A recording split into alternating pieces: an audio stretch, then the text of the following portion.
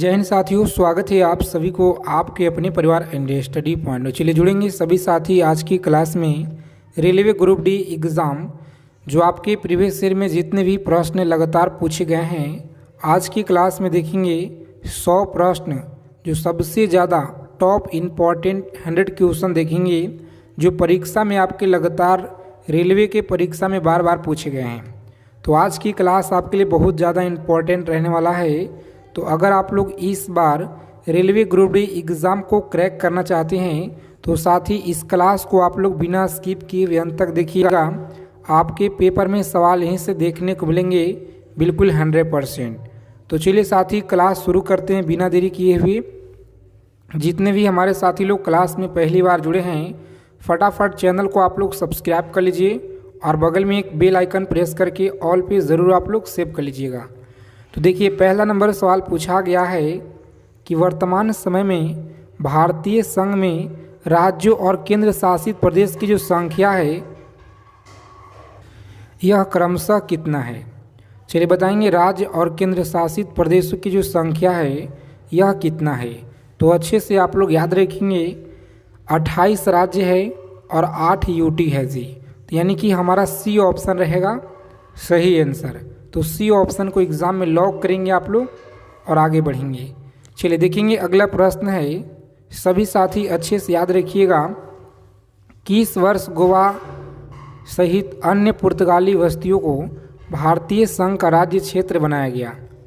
बताएंगे भारतीय संघ का राज्य क्षेत्र बनाया गया, सही आंसर क्या रहेगा। तो अच्छे से आप लोग याद रखेंगे बी ऑप्शन को लॉक करेंगे, 1961 में बनाया गया था।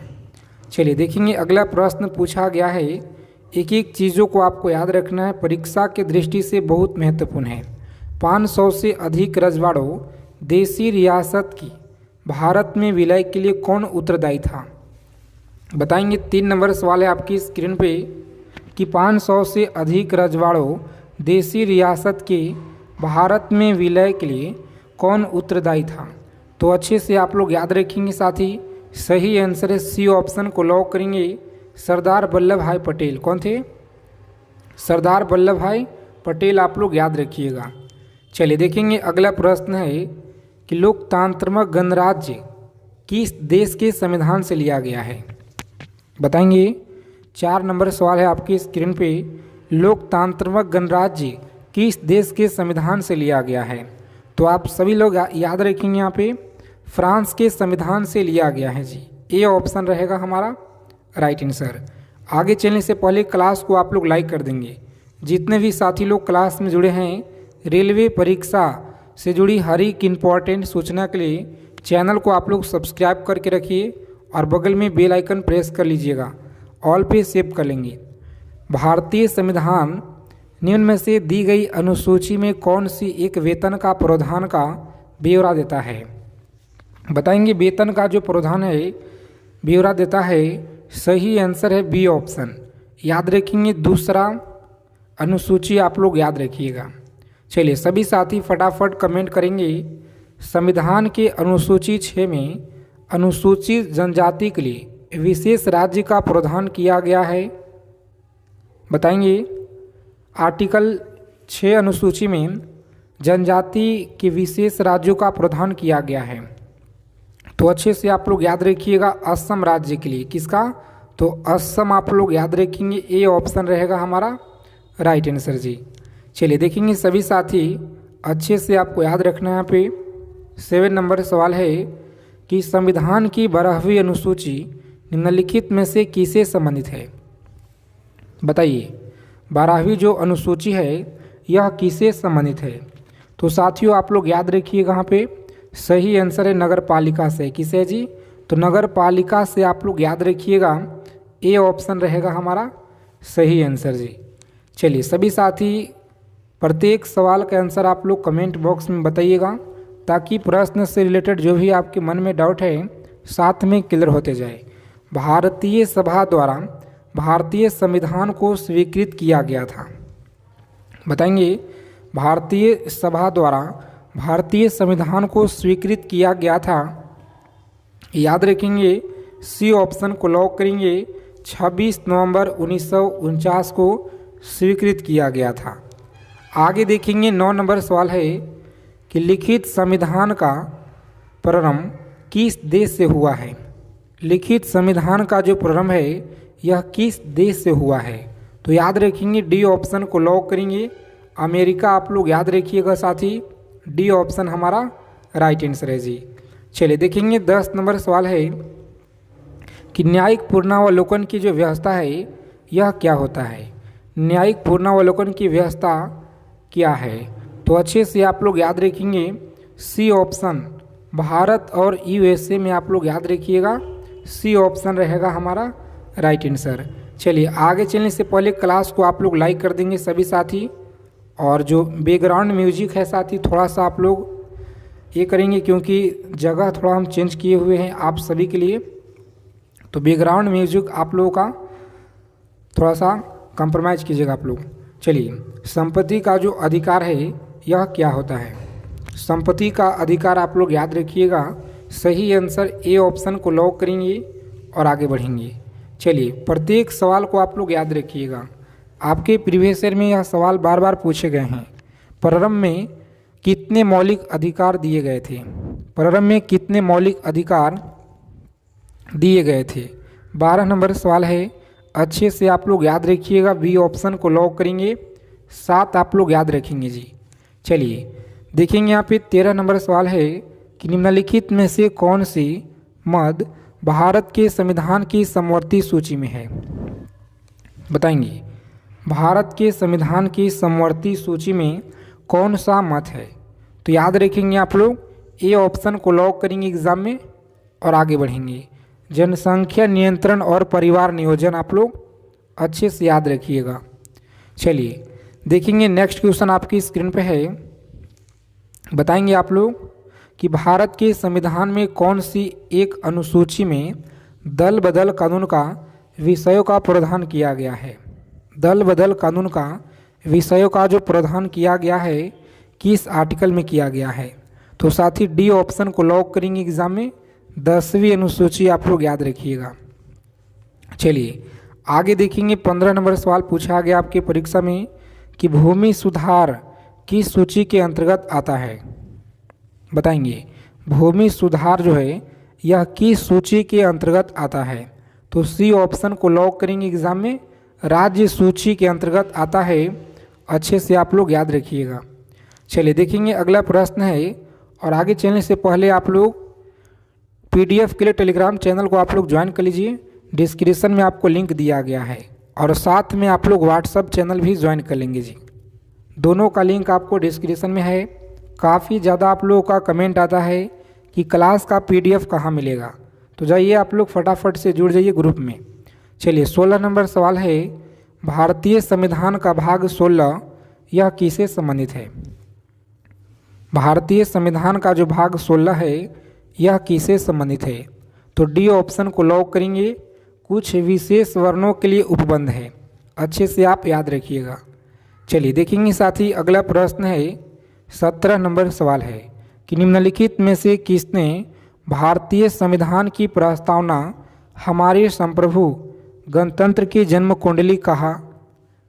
बताएंगे जवाहरलाल नेहरू के द्वारा, वल्लभ भाई पटेल के द्वारा, महात्मा गांधी के एम मुंशी के द्वारा।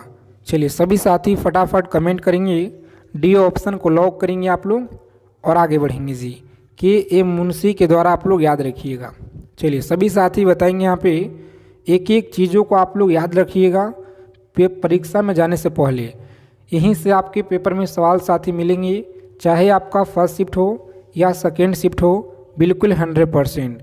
तो चीज़ों को एकदम अच्छे से निचोड़ याद रखिएगा। चलिए 18 नंबर क्वेश्चन है, निम्नलिखित में से किसने भारतीय संविधान की प्रस्तावना को वृद्धावस्था का जो है प्रलेख कहा था। बताएंगे निम्नलिखित में से किसने भारतीय संविधान को प्रस्तावना को वृद्धावस्था की प्रलेख कहा था। तो साथ ही याद रखेंगे आप लोग, लॉक करेंगे ऑप्शन बी और आगे बढ़ेंगे। चलिए मैथ और रीजनिंग का जो क्लास है साथी, मैथ का जो क्लास है हमारे पास अभी सुविधा नहीं है, इसीलिए आपको मैथ का जो क्लास है अभी नहीं दिया जा रहा है। जैसे ही हमारा सुविधा हो जाएगा आप लोगों को कंटेंट प्रोवाइड कराएंगे मैथ का भी। भारत के राष्ट्रीय ध्वज में चक्र किसका प्रतीक होता है, बताएंगे। भारत का जो राष्ट्रीय ध्वज में चक्र किसका प्रतीक होता है, तो साथियों याद रखेंगे बी ऑप्शन को लॉक करेंगे, न्याय का प्रतीक होता है जी। आगे देखेंगे अगला प्रश्न है 20 नंबर सवाल है, भारत के राष्ट्रीय ध्वज के तीलियों की कुल संख्या कितना है। तीलियों की कुल संख्या याद रखिएगा 24 होता है। चलिए सभी साथी क्लास को लाइक कर देंगे आगे चलने से पहले। जितने साथी लोग क्लास में पहली बार जुड़े हैं तो चैनल को आप लोग फटाफट से सब्सक्राइब कर लीजिए और बगल में एक बेल आइकन प्रेस करके ऑल पे आपको सेव कर देना है जी, ताकि रेलवे से जुड़ी हर एक सूचना जानकारी आपको मिलता रहे। संविधान सभा में किस देशी रियासत के प्रतिनिधित्व ने भाग नहीं लिया था, बताएंगे। संविधान सभा में किस देशी रियासत के प्रतिनिधित्व ने भाग नहीं लिया था, तो याद रखेंगे आप लोग सही आंसर है बी ऑप्शन को लॉक करेंगे, हैदराबाद आप लोग याद रखिएगा, यह भाग नहीं लिया था। चलिए देखेंगे अगला प्रश्न है, इनमें से कौन सा मूल अधिकार नहीं है, बताएंगे। इनमें से कौन सा मूल अधिकार नहीं है, तो साथियों याद रखेंगे बी ऑप्शन को लॉक करेंगे, समान कार्य के लिए समान वेतन आप लोग याद रखिएगा। चलिए देखेंगे अगला प्रश्न पूछा गया है आपके परीक्षा में कि मौलिक अधिकारों का जो संरक्षक है यह क्या कहलाता है। मौलिक अधिकारों का जो संरक्षक है क्या कहलाता है, सर्वोच्च न्यायालय, सांसद या राष्ट्रपति, प्रधानमंत्री। तो अच्छे से आप सभी लोग याद रखिएगा सर्वोच्च न्यायालय, ये ऑप्शन को आप लोग लॉक करेंगे यहाँ पे और आगे बढ़ेंगे जी। चलिए देखेंगे अगला प्रश्न है कि वह कौन सा मूल अधिकार है जो संविधान के आर्टिकल 352 में अंतर्गत उद्घोषित आपात में भी स्थापित नहीं किया जाता है, बताएंगे आप लोग। 24 नंबर सवाल है आपकी स्क्रीन पे और मोस्ट इम्पॉर्टेंट प्रश्न है, परीक्षा में लगातार आपके रेलवे के एग्ज़ाम में पूछे गए हैं। तो आप सभी लोग याद रखिएगा सी ऑप्शन कौन सा है, तो आर्टिकल 20 और 21 आप लोग याद रखेंगे जी, लॉक करेंगे एग्जाम में सी को और आगे बढ़ेंगे। चलिए देखिए 25 नंबर प्रश्न है कि 42वां संविधान संशोधन के माध्यम से भारतीय संविधान में मौलिक कर्तव्य सम्मिलित किए गए हैं, बताएंगे। मौलिक कर्तव्य सम्मिलित किए गए हैं, सही आंसर आप लोग याद रखिएगा सी ऑप्शन को लॉक करेंगे एग्जाम में और आगे बढ़ेंगे जी। आगे देखिए 26 नंबर सवाल है, संविधान के निम्नांकित में से किस प्रावधान के अंतर्गत भारतीय सांसद को नए राज्य बनाने का अधिकार है, बताएंगे। संविधान के निम्नलिखित में से किस प्रावधान के अंतर्गत भारतीय सांसद को नया राज्य बनाने का अधिकार प्रदान किया गया है, तो आप लोग याद रखेंगे सी ऑप्शन को लॉक करेंगे एग्जाम में और आगे बढ़ेंगे। आर्टिकल 3 के द्वारा यह दिया गया है। चलिए सभी साथी क्लास को बिना स्किप किए हुए अंत तक देखिएगा, अगर आप लोगों को इस बार एक सीट पक्का करना है तो। चलिए देखिए यहाँ पे राज्य पुनर्गठन आयोग ने 1 नवंबर 1956 को कितने राज्य तथा कितने संघ राज्य बनाए, बताएंगे। कितने राज्य तथा कितने संघ राज्य बनाए, तो साथियों आप लोग याद रखिएगा ए ऑप्शन को लॉक करेंगे एग्जाम में और आगे बढ़ेंगे जी। 14 राज्य और 6 संघ राज्य आप लोग याद रखिएगा। चलिए देखेंगे 28 नंबर प्रश्न पूछा गया है आपके परीक्षा में कि उत्तराखंड राज्य की जो स्थापना है यह कब हुआ। उत्तराखंड राज्य की स्थापना कब हुआ, चलिए बताइए आप लोग। सही आंसर है ऑप्शन नंबर 9 नवंबर सन 2000। 9 नवंबर सन 2000 आप लोग याद रखिएगा। इसी तरह से सभी स्टेट का स्थापना दिवस आपको याद रखना है, यहाँ से सवाल आपके परीक्षा में बार बार पूछे गए हैं। चलिए 29 नंबर प्रश्न है, सिक्किम को भारत का एक राज्य बनाया गया था। सिक्किम को भारत का एक राज्य बनाया गया था, सही आंसर याद रखिएगा सी ऑप्शन को लॉक करेंगे। 35वें संविधान संशोधन के अंतर्गत आप लोग याद रखेंगे जी। चलिए सभी साथी क्लास को लाइक कर देंगे आगे चलने से पहले। आप सभी का एक लाइक बहुत ज़्यादा मोटिवेशन लाता है। इसी तरह के निचोड़ प्रश्न सिलेक्टेड चीज़ों को कवर करने के लिए। चलिए देखेंगे 30 नंबर सवाल है कि निम्नलिखित में से संविधान संशोधन किसके द्वारा सिक्किम को विधिवत संघ के एक पूर्ण राज्य के रूप में सम्मिलित किया गया है। बताएंगे सम्मिलित किया गया है, सही आंसर क्या रहेगा। तो सी ऑप्शन को लॉक करेंगे आप लोग और आगे बढ़िएगा। चलिए देखेंगे अगला सवाल है, आपकी परीक्षा में पूछा गया है, भारत में नागरिकता की निम्नलिखित विशेषताओं में से यह कौन सा है। भारत में नागरिकता की निम्नलिखित विशेषताओं में से कौन सा है, बताइए। 4 विकल्प दिए गए हैं। परीक्षा के लिए बहुत इंपॉर्टेंट सवाल है, सभी लोग याद रखिएगा। यहाँ पे सी ऑप्शन को लॉक करेंगे एग्जाम में और आगे बढ़ेंगे जी। चलिए देखिए 32 नंबर सवाल है आपकी स्क्रीन पे, भारतीय नागरिकता नहीं प्राप्त की जा सकती है। बताइए भारतीय नागरिकता नहीं प्राप्त की जा सकती है, सही आंसर क्या रहेगा। तो याद रखेंगे आप लोग, डी ऑप्शन को लॉक करेंगे। यहाँ पे भारतीय बैंक में धन जमा करके नहीं प्राप्त किया जा सकता है।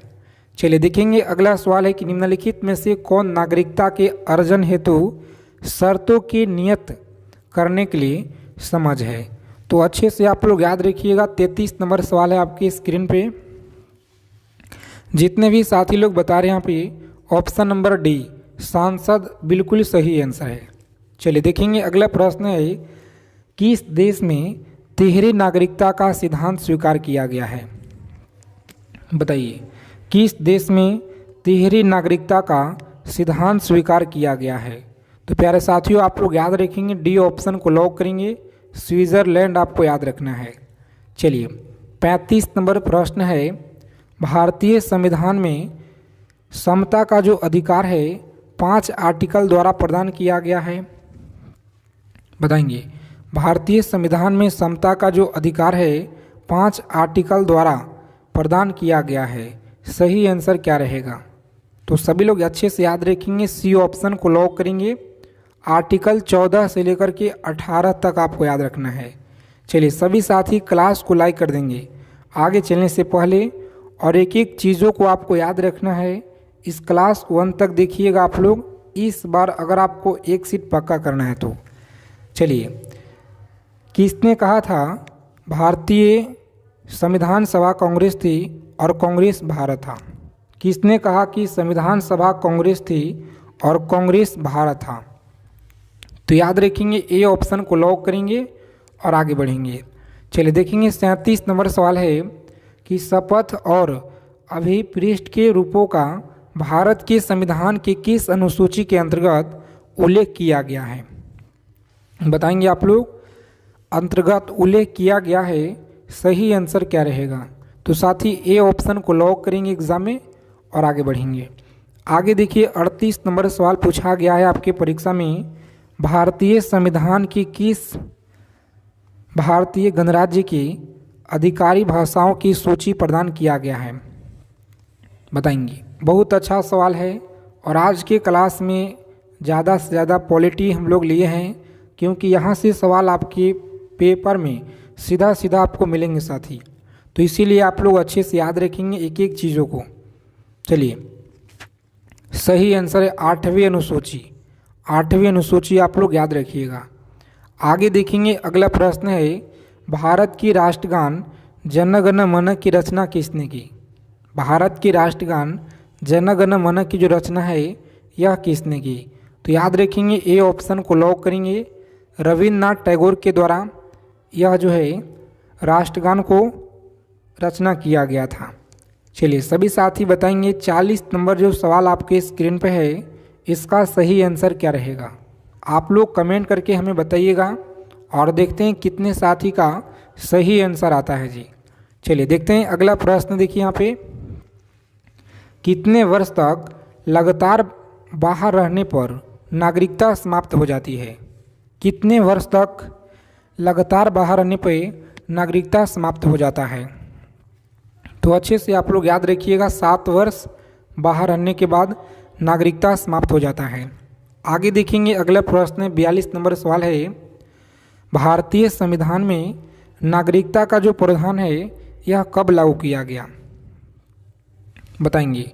भारतीय संविधान में नागरिकता का जो प्रावधान है यह कब लागू किया गया है? 42 नंबर सवाल है और परीक्षा में आपके लगातार पूछे गए हैं जी, सभी को याद रखना। यहाँ पे लॉक करेंगे ऑप्शन नंबर बी, 26 नवंबर 1949 आप लोग याद रखिएगा, 1949। चलिए आगे देखेंगे। अगला प्रश्न है, भारतीय संविधान के किस अनुसूची के तहत सांसद को अवश्य नागरिक के संबंध में कानून बनाने का अधिकार प्रदान किया गया है? बताएंगे आप लोग। सही आंसर आपको बताना है। जितने भी साथी लोग यहाँ पे बता रहे हैं ऑप्शन नंबर सी, बिल्कुल आपका बहुत अच्छा तैयारी है। इसी तरह से आप लोग प्रत्येक सवाल का आंसर आप लोग कमेंट बॉक्स के माध्यम से करते चलिए। देखिए 44 नंबर सवाल पूछा गया है, किसने स्पष्ट किया कि जो व्यक्ति किसी राज्य के विधि निर्माण या न्याय प्रशासन में हिस्सा लेने में संघर्ष होता है वह नागरिक कौन है? बताएंगे वह नागरिक कौन है? तो अच्छे से आपको याद रखना है साथी। सही आंसर है अरस्तु, बी ऑप्शन को लॉक करेंगे यहाँ पे और आगे बढ़ेंगे जी। चलिए सभी साथी क्लास को लाइक कर दीजिए आगे चलने से पहले और चैनल को आप लोग सब्सक्राइब कर लीजिएगा। भारतीय संविधान के अनुसार नागरिकता के अधिकार का बना रहना किस आर्टिकल के अनुसार है? बताएंगे किस आर्टिकल के अनुसार है? तो अच्छे से आप लोग याद रखेंगे, आर्टिकल 10 आप लोग याद रखिएगा।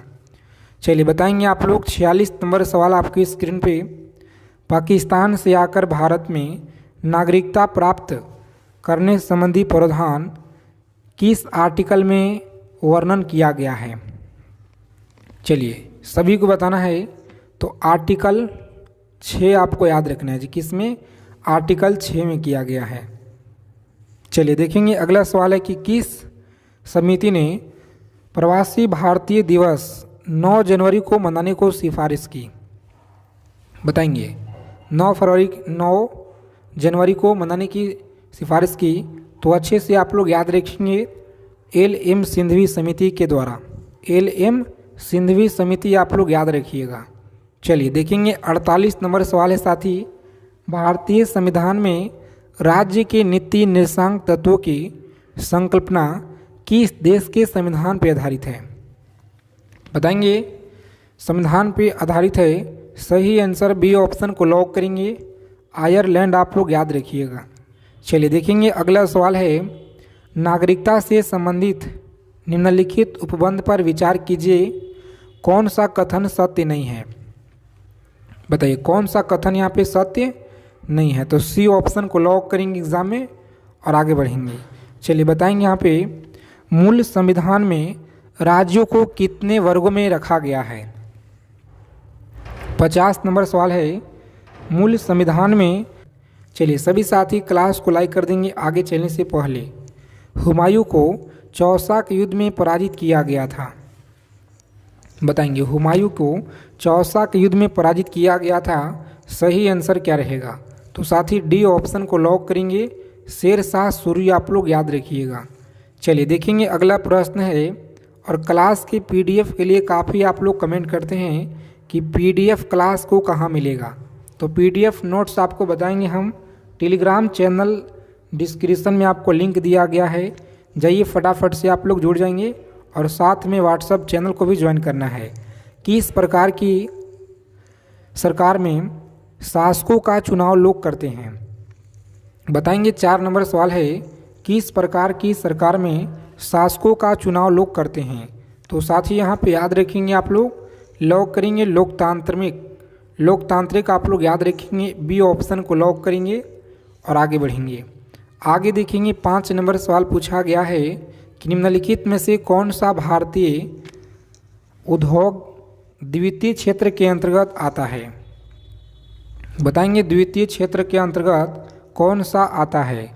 तो अच्छे से आप लोग याद रखिएगा, ए ऑप्शन को लॉक करेंगे एग्जाम में, उद्योग आप लोग याद रखेंगे जी।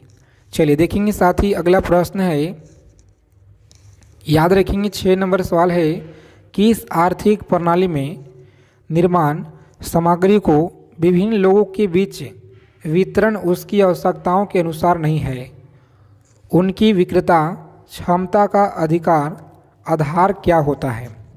बताएंगे आधार क्या होता है? समाजवादी, मिश्रित, पूंजीवादी, मकरवादी।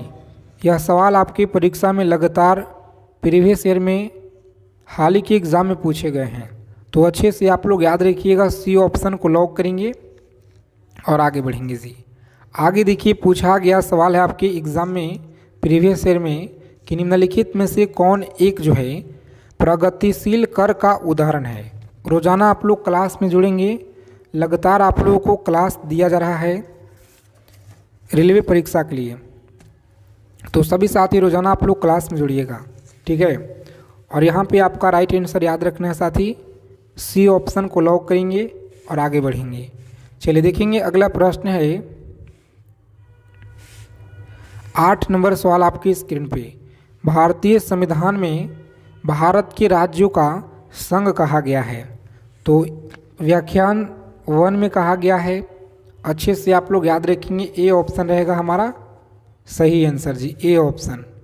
चलिए देखेंगे अगला सवाल है, अच्छे से आपको याद रखना है, 9 नंबर प्रश्न है कि भारतीय संविधान के किस संवैधानिक संशोधन के प्रावधान में समाजवादी और अस्तित्ववादी को जोड़ा गया था? बताएंगे, समाजवादी और अस्तित्ववादी को जोड़ा गया था, तो साथियों याद रखेंगे बी ऑप्शन को लॉक करेंगे एग्जाम में। 42वां और संवैधानिक संशोधन आप लोग याद रखिएगा। चलिए आगे चलने से पहले क्लास को आप लोग लाइक कर देंगे, जितने भी साथी क्लास में जुड़े हैं। प्राचीन भारत में कितने महाजनपद थे? बताएंगे आप लोग, प्राचीन भारत में कितने महाजनपद थे? 10 नंबर सवाल है आपकी स्क्रीन पे, तो बी ऑप्शन को लॉक करेंगे। 16 महाजनपद आप लोग याद रखिएगा जी। चलिए आगे देखेंगे यहाँ पे कि निम्नलिखित में से साम्राज्यों को उनके शासन कालानुक्रम में व्यक्त करना है। तो देखिए इस क्वेश्चन का आंसर आप लोग कमेंट करके बताइएगा, वीडियो को पॉज कर लीजिएगा और कमेंट करके बताइएगा कि सही आंसर क्या रहेगा। देखते हैं कितने लोगों का राइट आंसर आता है। चलिए देखेंगे 12 नंबर सवाल है कि निम्नलिखित में से कौन सा एक लक्ष्य नहीं है? तो याद रखेंगे एक लक्ष्य कौन सा नहीं है, तो साथी डी ऑप्शन को लॉक करेंगे।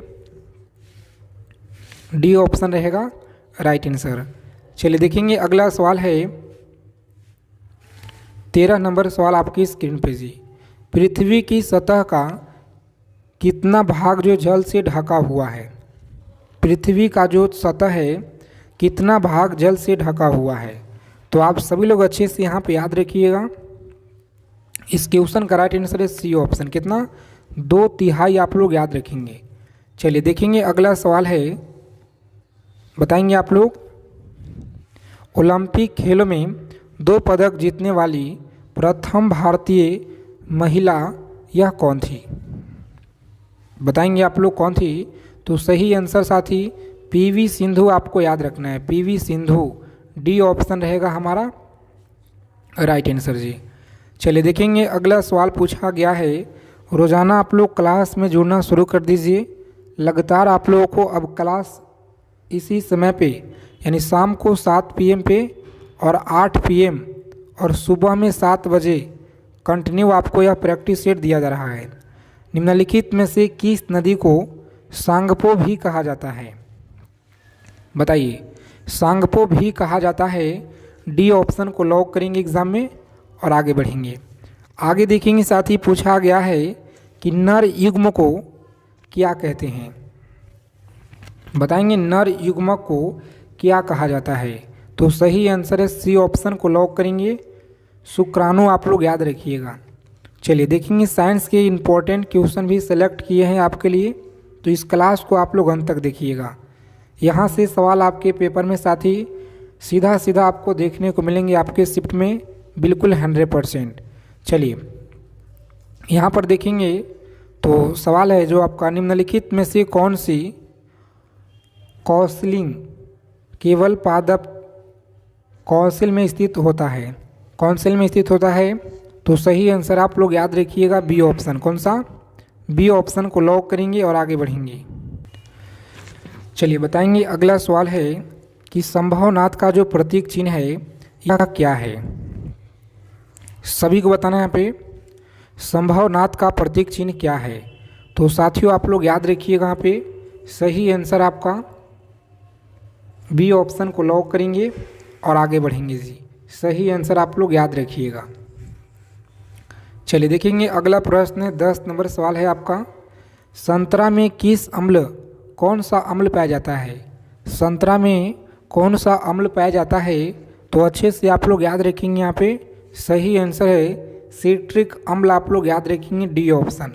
चलिए देखेंगे साथी, अगला प्रश्न 11 नंबर सवाल आपकी स्क्रीन पे है। मधुमक्खी पालन किससे संबंधित है? मधुमक्खी जो पालन है यह किससे संबंधित है? तो याद रखेंगे आप लोग, सही आंसर सी ऑप्शन को लॉक करेंगे। एपी कल्चर आपको याद रखना है। एपी कल्चर आप लोग याद रखेंगे सभी साथी। चलिए आगे देखेंगे, यहाँ पे अगला सवाल है 12 नंबर प्रश्न। बताइए आप लोग, फलों का जो उत्पादन है यह किससे संबंधित है? फलों का उत्पादन किससे संबंधित है? तो साथियों आप लोग याद रखेंगे बी ऑप्शन को लॉक करेंगे एग्जाम में और आगे बढ़ेंगे। पोमो कल्चर आप लोग याद रखिएगा, क्या है? पोमो कल्चर आप लोग याद रखेंगे जी। चलिए देखेंगे, यहाँ पे 13 नंबर सवाल आपकी स्क्रीन पे है। वानसागर परियोजना किस नदी पर अवस्थित है? वानसागर परियोजना किस नदी पर है? तो याद रखेंगे सी ऑप्शन को लॉक करेंगे। सोन नदी आपको याद रखना है। चलिए देखेंगे, अगला प्रश्न है भारतीय मौसम वेधशाला यह कहाँ पर है? भारतीय मौसम वेधशाला कहाँ पर है? तो सभी साथी अच्छे से यहाँ पे याद रखिएगा, बहुत अच्छा सवाल है। डी ऑप्शन को लॉक करेंगे। पुणे में आप लोग याद रखिएगा जी। कहाँ पे है? तो पुणे में आप लोग याद रखेंगे। चलिए क्लास को अंत तक देखेंगे बिना स्किप किए हुए। क्लास बहुत छोटा रहने वाला है, तो सभी साथी एक एक चीज़ों को अच्छे से आप लोग याद कर लीजिएगा परीक्षा में जाने से पहले, क्योंकि यहीं से सवाल आपके पेपर में मिलेंगे जी। सपनों का भारत पुस्तक के लेखक कौन है? बताइए, सपनों का भारत पुस्तक के लेखक कौन है? तो अच्छे से आप लोग याद रखिएगा, डी ऑप्शन को लॉक करेंगे। महात्मा गांधी आपको याद रखना है, डी ऑप्शन। चलिए देखेंगे, 16 नंबर सवाल आपके एग्जाम में पूछा गया है। बिहार में सर्वप्रथम किस विश्वविद्यालय की स्थापना हुई थी? बिहार में सर्वप्रथम किस विश्वविद्यालय की स्थापना हुई थी? तो अच्छे से आप लोग याद रखेंगे साथी, ए ऑप्शन को लॉक करेंगे। पटना विश्वविद्यालय कब हुआ था? कमेंट करके आप लोग बताइएगा, देखते हैं कितने साथी लोग कमेंट बॉक्स में जवाब देते हैं। चलिए देखेंगे, 17 नंबर सवाल है। स्वतंत्र भारत की पहली बहुउद्देशीय परियोजना यह कौन सी है? स्वतंत्र भारत की पहली बहुउद्देशीय परियोजना कौन सी है? तो अच्छे से आप लोग याद रखेंगे, सी ऑप्शन को लॉक करेंगे। दामोदर घाटी परियोजना आप लोग याद रखिएगा जी। कौन सा है? दामोदर घाटी परियोजना आप लोग याद रखिएगा। चलिए सभी साथी क्लास के पीडीएफ के लिए व्हाट्सएप चैनल को आप लोग ज्वाइन कीजिए, डिस्क्रिप्शन में आपको लिंक दिया गया है। भारतीय संविधान के किस आर्टिकल में निर्वाचन आयोग का प्रावधान किया गया है? बताइए, बहुत अच्छा सवाल है आपके परीक्षा के लिए, और यह सवाल आपके एग्ज़ाम में लगातार पूछे गए हैं। तो साथ ही मोस्ट इम्पॉर्टेंट सवाल आपके लिए है, इससे आप लोग स्टार लगा लीजिएगा। पेपर में सवाल यहाँ से देखने को मिलेंगे साथी। तो आर्टिकल 324 से लेकर के 29 तक किया गया है। आगे देखेंगे, अगला प्रश्न है वीडी सावरकर की पुस्तक का नाम क्या है? वीडी सावरकर की पुस्तक का नाम क्या है? तो अच्छे से आप लोग याद रखिएगा, the Indian war of independence 1857 आप लोग याद रखेंगे जी। चलिए देखेंगे, अगला सवाल है कि राष्ट्रीय अंतरिम सरकार के जो है रियासतों का विभाग किसे दिया गया था? रियासतों का जो विभाग है किसे दिया गया था? तो सभी साथी अच्छे से यहाँ पे याद रखिएगा, बहुत अच्छा सवाल है जी। सी ऑप्शन को लॉक करेंगे एग्जाम में, सरदार वल्लभ भाई पटेल याद रखेंगे। सरदार वल्लभ भाई पटेल आपका सही आंसर है। चलिए देखेंगे 21 नंबर सवाल है कि बुक्सा टाइगर रिजर्व किस राज्य में है। बुक्सा टाइगर रिजर्व किस राज्य में है। चलिए बताएंगे आप लोग फटाफट से। राइट आंसर यहाँ पे याद रखेंगे, ए ऑप्शन को लॉक करेंगे, पश्चिम बंगाल। सही आंसर है पश्चिम बंगाल, आप लोग याद रखिएगा। चलिए देखेंगे 22 नंबर सवाल है, प्रशासनिक दृष्टि से बिहार को कितने प्रमंडल में विभाजित किया गया है। प्रशासनिक दृष्टि से बिहार को कितने प्रमंडल में विभाजित किया गया है। तो याद रखेंगे बी ऑप्शन को लॉक करेंगे और आगे बढ़ेंगे। चलिए देखेंगे अगला प्रश्न है कि पूर्ण स्वराज का जो संकल्प कांग्रेस के द्वारा कब जो है पारित किया गया था। तो साथियों अच्छे से आप लोग याद रखिएगा, यहाँ पे सी ऑप्शन को लॉक करेंगे। 1929 लाहौर का अधिवेशन आपको याद रखना है। चलिए देखेंगे यहाँ पे 24 नंबर सवाल पूछा गया आपके परीक्षा में। एक एक चीज़ों को आप लोग याद रखिएगा, बहुत महत्वपूर्ण सवाल आपके लिए लेकर आए हैं साथी आज के क्लास में। चलिए देखेंगे महाद्वीपीय विस्थापन सिद्धांत का प्रतिपादन किसने किया था। महाद्वीपीय विस्थापन सिद्धांत का प्रतिपादन किसने किया था। तो अच्छे से आप लोग याद रखेंगे अल्फ्रेड वेगनर। ए ऑप्शन को लॉक करेंगे, अल्फ्रेड वेगनर आप लोग याद रखिएगा जी। चलिए देखेंगे 25 नंबर सवाल है आपकी स्क्रीन पे, अनुसूचित जाति अनुसूचित जनजाति एवं पिछड़े वर्गों के लिए आयोग का जो गठन है करने की शक्ति किसके पास होती है। बताएंगे आयोग का जो गठन करने की जो शक्ति है किसके पास होता है। तो साथियों याद रखिएगा राष्ट्रपति के पास होता है। किसके पास, राष्ट्रपति आप लोग याद रखेंगे। चलिए देखेंगे अगला प्रश्न है 26 नंबर सवाल आपकी स्क्रीन पे है जी। केंद्रीय वनस्पति अनुसंधान संस्थान कहाँ पर स्थित है। केंद्रीय वनस्पति अनुसंधान संस्थान कहाँ पे है। नई दिल्ली में है, कानपुर में है, लखनऊ में है या देहरादून में है। चलिए बताएंगे आप लोग फटाफट कमेंट करके यहाँ पे। तो सी ऑप्शन को लॉक करेंगे, लखनऊ आप लोग याद रखिएगा। चलिए विश्व स्वास्थ्य संगठन स्थापना किस वर्ष हुई थी। यानी कि जो आपका विश्व स्वास्थ्य संगठन की जो स्थापना है यह कब हुआ था। तो साथियों ए ऑप्शन को लॉक करेंगे, 7 अप्रैल 1948 आप लोग याद रखेंगे जी, 7 अप्रैल 1948। चलिए देखेंगे 28 नंबर सवाल है कि नाट्य शास्त्र के लेखक कौन हैं। बताइए नाट्य शास्त्र के लेखक कौन हैं। तो सी ऑप्शन को लॉक करेंगे एग्जाम में, भरत मुनि आप लोग याद रखिए। कौन से, भरत मुनि, सी ऑप्शन को लॉक करेंगे। चलिए बताइए आप लोग 29 नंबर सवाल आपकी स्क्रीन पे पूछा गया है आपके परीक्षा में कि तृतीय बौद्ध संगीति का जो अध्यक्ष हैं यह कौन थे। तृतीय बौद्ध संगीति के अध्यक्ष कौन थे। 29 नंबर सवाल है और आपके प्रीवियस ईयर में लगातार पूछे गए क्वेश्चन। अच्छे से आपको आंसर करना है कमेंट बॉक्स के माध्यम से। सभी साथी कमेंट में बताएंगे, देखते हैं कितने लोग सही आंसर कर पाते हैं जी। चलिए देखिए 30 नंबर सवाल पूछा गया है, भारत के आज़ादी के समय वित्त मंत्रालय किसे दिया गया था। भारत के आज़ादी के समय वित्त मंत्रालय किसे दिया गया था। तो अच्छे से आप लोग याद रखेंगे सी ऑप्शन, लियाकत अली खां आप लोग याद रखिएगा, सही आंसर है जी। आगे देखेंगे 31 नंबर सवाल है आपकी स्क्रीन पे, भारतीय राष्ट्रीय कांग्रेस की 1934 का जो मुंबई अधिवेशन है यह अध्यक्ष कौन थे। मुंबई अधिवेशन के अध्यक्ष कौन थे। तो साथियों याद रखेंगे आप लोग डी ऑप्शन को लॉक करेंगे, डॉक्टर राजेंद्र प्रसाद आपको याद रखना है। चलिए 32 नंबर सवाल देखेंगे यहाँ पे और सभी लोग अच्छे से याद रखिएगा, पालकुंडला पर्वत किस राज्य में अवस्थित है। पालकुंडला पर्वत जो है किस राज्य में अवस्थित है। तो सभी लोग अच्छे से यहाँ पे आंसर करेंगे फटाफट से। सही आंसर क्या रहेगा, डी ऑप्शन आप लोग याद रखेंगे जी, आंध्र प्रदेश आपको याद रखना है। क्या होगा, आंध्र प्रदेश आप लोग याद रखिएगा।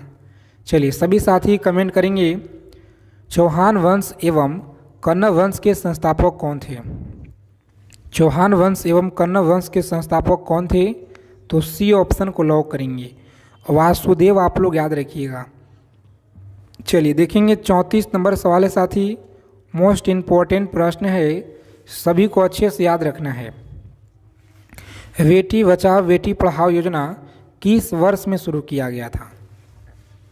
बेटी बचाओ बेटी पढ़ाओ जो योजना है किस वर्ष में शुरू किया गया था?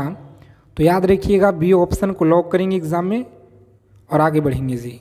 आगे देखिए पूछा गया है भारत में चांदी का सर्वाधिक उत्पादन किस राज्य में होता है? भारत में जो चांदी का सबसे ज़्यादा उत्पादन है किस राज्य में होता है? तो राजस्थान राज्य में आप लोग याद रखिएगा, सी ऑप्शन रहेगा हमारा राइट आंसर। चलिए देखेंगे 36 नंबर सवाल है, बंजारा एवं बकला किस राज्य के प्रमुख जनजाति है?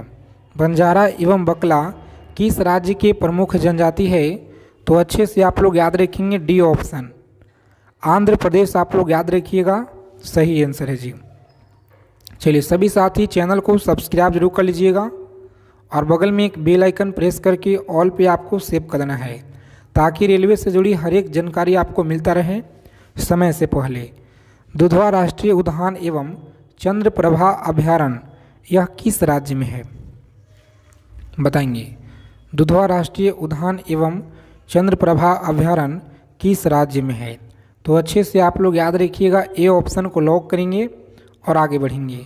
तो चलिए साथी इन सभी प्रश्नों को आप लोग अच्छे से याद रखिएगा। आज की क्लास कैसा लगा आप लोग कमेंट करके बताइएगा। क्लास में जो भी त्रुटि होगा हम सुधार करेंगे और पीछे का जो बैकग्राउंड आवाज़ है थोड़ा सा आप लोग मैनेज कीजिएगा क्योंकि आप सभी के लिए हम जगह चेंज किए हुए हैं। और मैथ का जो क्लास है सुविधा अभी हमारे पास नहीं है, जैसे सुविधा हो जाएगा आप लोगों को मैथ का भी क्लास कराएंगे। तो आप सभी साथी इस चैनल से जुड़े रहिए। तो जय हिंद साथी, मिलते हैं अगले क्लास में अच्छे टॉपिक के साथ।